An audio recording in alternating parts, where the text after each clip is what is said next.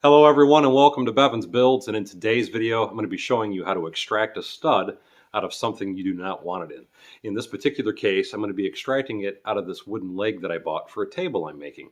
But this technique does also work if you're working on a car, for example, and you need a stud extracted from your head.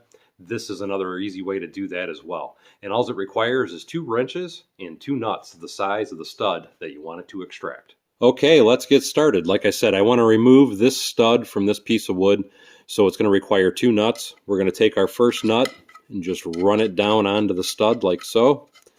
Then once we get that down, we're going to take another nut and stick it right on top of that same one. Once you got them on there like so, you're going to take 2 wrenches. You're going to put the first wrench on the bottom nut, and then you're going to take a second wrench and put it on the top nut and just tighten them on each other like so. And now that you've got that, using the bottom nut, you're going to simply turn it out. And there we have it. We have our stud extracted. Now, to get the nuts off the stud, you just simply do the exact same thing I just told you in reverse. You put 1 wrench on the out or the bottom one, another wrench on the top one. You can just hold them together, give a little squeeze. It loosens them up.